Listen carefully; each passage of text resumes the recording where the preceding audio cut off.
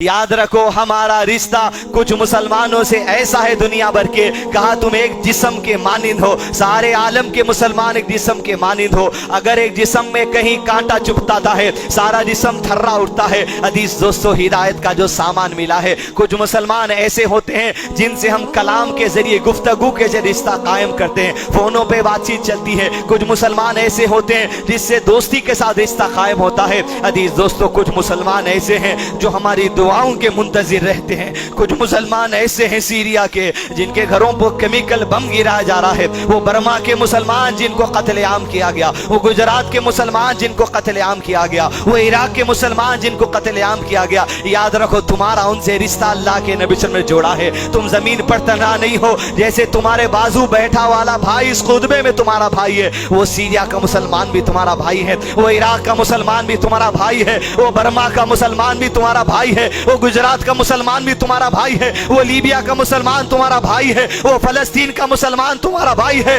वो दुनिया के मुख्तलिफ इलाकों में हर खित्ते में जहां मुसलमान बसते हमारे भाई हैं। हदीस दोनों की फिक्र हमारे अंदर होनी चाहिए। ये हिदायत का सामान जो मिला है, कम से कम अपनी दुआओं में उनको याद रखो, अपने इफ्तार की नेमतें खाते वक्त उन्हें याद रख लो, अपने सजदों की दुआ में उन्हें याद रख लो, अपने वितर की दुआ में उन्हें याद रख लो, अपने तहज्जुद की दुआ में उन्हें याद रख लो। जो बंदा दूसरे मुसलमान भाई के हक में दुआ करता है, अल्लाह फरिश्तों को लगा देता है, फरिश्ते ऐसे मुसलमानों के हक में दुआ करते हैं। हदीस दोस्तों, क्या दुआ से रिश्ता कायम नहीं कर सकते? क्या दिल में उनकी फिक्र नहीं हो सकती? क्या दिल में उनकी तड़प नहीं हो सकती? हदीस दोस्तों, एक मुसलमान के लिए दूसरे मुसलमान को तड़प होना चाहिए। हदीस दोस्तों, खवातीन का ख्याल रखना, इनकी तरबियत का ख्याल रखना, अपने बच्चों का ख्याल रखना, उनकी तालीम का ख्याल रखना। हिदायत का जो कुछ सामान मिला है, इस हिदायत को समेट लो कबल इसके कि महीना जाए, इस रहमतों को समेट लो कबल इसके कि महीना जाए, इस कैफियत को समेट लो कबल इसलिए कि महीना जाए। जिंदगी के तमाम मामलात में अपनी इस्लाह कर लेना।